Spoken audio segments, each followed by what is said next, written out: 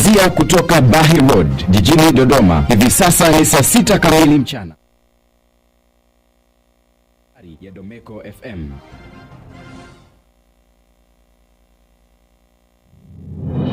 Ikikutangazia kutoka Bahi Road jijini Dodoma. Hivi sasa ni saa 6 kamili mchana. Kaa tayari.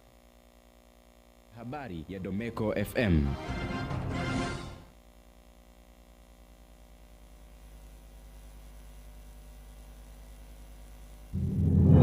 Ikikutangazia kutoka Bahi Road jijini Dodoma. Hivi sasa ni saa 6 kamili mchana.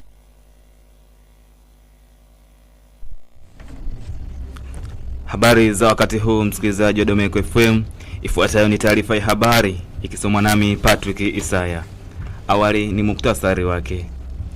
Waziri wa viwanda na biashara Judith Kapinga amemtaka afisa ushirika wa halmashauri ya wilaya ya Mbinga mkoani Ruvuma kusimamia kwa karibu malipo ya wakulima wa kahawa ili kuwalinda dhidi ya ucheleweshaji wa fedha zao unaofanywa na baadhi ya kampuni zinazonunua zao hilo. Wananchi na wanachama wa Chama cha Mapinduzi CCM mkoani Singida wamejitokeza kwa wingi kushiriki ziara ya katibu mwenezi wa CCM Taifa Mheshimiwa Kenani Kihongosi inayoendelea mkoani humo. Kimataifa, Rais wa Marekani Donald Trump ameweka wazi kwamba mazungumzo yake na Rais wa Ukraine Volodymyr Zelensky yaliyofanyika pembezoni mwa jukwaa la uchumi duniani mjini Davos yalikuwa mazuri. Habari kamili. Waziri wa viwanda na biashara Judith Kapinga amemtaka afisa ushirika wa halmashauri ya wilaya ya Mbinga mkoani Ruvuma kusimamia kwa karibu malipo ya wakulima wa kahawa ili kuwalinda dhidi ya ucheleweshaji wa fedha zao unaofanywa na baadhi ya kampuni zinazonunua zao hilo. Ameyasema hayo wakati wa kikao na viongozi wa vyama vya ushirika AMCOS kilichofanyika katika ukumbi wa halmashauri ya wilaya ya Mbinga.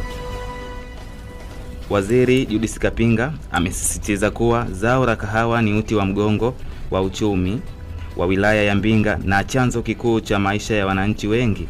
Hivyo serikali haitavumilia uzembe au kushindwa kusimamia sheria na kanuni kunakosababishwa na wakulima kucheleweshewa malipo yao. Amemwagiza afisa shirika kufuatilia kwa karibu na kuhakikisha wakulima wanalipwa fedha zao kwa wakati bila visingizio, huku akiwataka watumishi kutotumia hoja ya ukomo wa malipo kama kisingizio cha kuwakandamiza wakulima. Wananchi na wanachama wa Chama cha Mapinduzi CCM mkoani Singida wamejitokeza kwa wingi kushiriki ziara ya katibu mwenezi wa CCM Taifa Kenani Kihongosi inayoendelea mkoani humu. Ziara hiyo inalenga kukagua uhai wa chama katika mashina, kufuatilia utekelezaji wa ilani ya CCM pamoja na miradi ya maendeleo na kusikiliza kero mbalimbali za wananchi ili kutafuta suluhisho. Pia ziara hiyo inalenga kuimarisha mshikamano wa chama, kuongeza uelewa kwa wanachama na wananchi kuhusu mwelekeo wa CCM pamoja na kuhakikisha shughuli za maendeleo zinaendelea na mahitaji halisi ya wananchi katika maeneo husika. Mwenyekiti wa makampuni ya Kirua Group Tanzania mfanyabiashara Mohamed Kirua amekutana na naibu waziri mkuu wa taifa Belarus na kufanya kikao muhimu na kikubwa cha uwekezaji nchini Tanzania pamoja na kusaini mkataba ambao utahusisha uwekezaji huo mkubwa. Katika kikao hicho kilichofanyika katika ofisi ya waziri mkuu Belarus, naibu waziri mkuu Viktor Karankevich aliwakilisha waziri mkuu Alexander Turchin ambaye ndiye aliyetarajiwa kukutana na mfanyabiashara Mohamed Kirua kabla ya kupata dharura ya kiofisi. Mkataba huu wa kipekee una thamani ya dola za Kimarekani bilioni 7 na unatarajiwa kutoa ajira sio chini ya 10,000 kwa Tanzania mbalimbali baada ya viwanda hivyo kuanza kazi katika eneo la Kilua Industrial Park lililopo mkoani Pwani.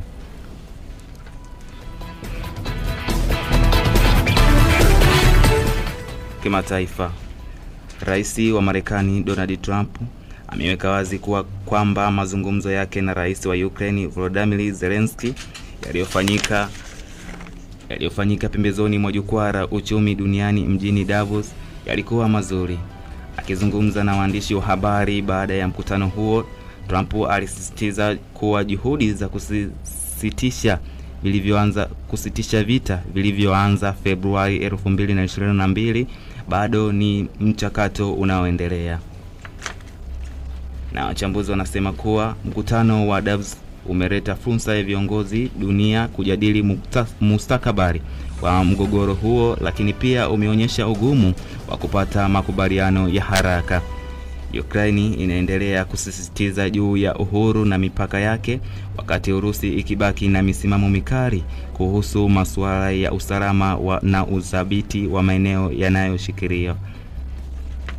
Shirika la Save the Children limeonya kuhusu athari kubwa za vita vinavyoendelea nchini Sudan, likisema karibu miaka mitatu ya mapigano imeathiri vibaya mfumo wa elimu na kuacha zaidi ya watoto milioni 8 bila masomo. Kwa mujibu wa shirika hilo, watoto hao ambao ni karibu nusu ya watoto milioni 17 na wa umri wa kwenda shule nchini humo hawakuwahi kukanyaga darasani kwa takribani siku 484. Hali inayotajwa kuwa moja ya migogoro mikubwa zaidi ya elimu duniani kwa sasa. Save the Children imeeleza kuwa shule nyingi kote nchini Sudan, kutokana na mapigano yanayoendelea kati ya jeshi la serikali na kikosi cha wanamgambo wa RSF. Mkurugenzi mkuu wa Save the Children, Inja Ashin, ameonya kuwa bila hatua za haraka na uwekezaji mkubwa katika elimu, Sudani inakabiliwa na hatari kizazi kizima kupotea, kizazi ambacho kitakuwa katika mazingira ya vita, ukosefu wa fursa na kutokuwa na uwezo wa kujenga maisha bora. Ametaka jumuiya ya kimataifa kuongeza msaada ili kuzuia athari za muda mrefu kwa watoto wa Sudani. Na huo ndio mwisho wa taarifa ya habari kutoka hapa Domeko FM, ikisomwa nami Patrick Isaya.